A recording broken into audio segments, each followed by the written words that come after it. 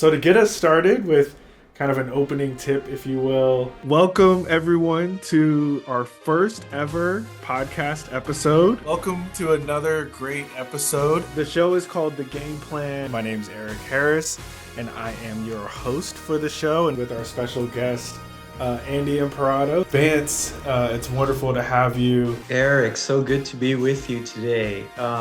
It's Roque Alas-Bukton here. What would be a solution to this moving forward? Oftentimes, Eric, when I take the time to take care of myself and I take the time to care for people that are behaving in ways that I find unbearable, oftentimes the solution comes, and the solutions do come in conversations. Hunger only for a taste of justice, hunger only for a world of truth. All that you have is your soul.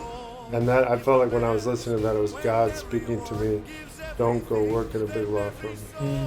What would you want to say if you had a one-on-one with the governor of California? Well, I don't think absolute deprivation is the solution. If we keep doing this work in silos, we're always going to keep getting the outcomes that the system is going to continue to produce. I just feel a little sad, Daddy. And I thought he was going to say something about can't run, Right. these joggers we see on the path that we're on, But why do you feel sad? And she said, I just feel sad because none of my friends get to do wheelies on their daddy's wheelchairs. That's right. And I was like, man, I'm taking you to ice cream. That's powerful, right?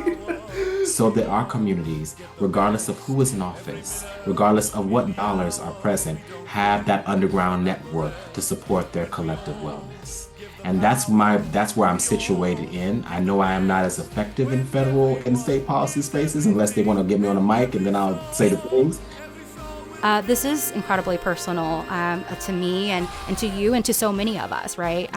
It can't be seen as something that's siloed. Again, like I said, disability intersects with all of our communities. I would add that, one thing I learned was an analogy about a candle, right?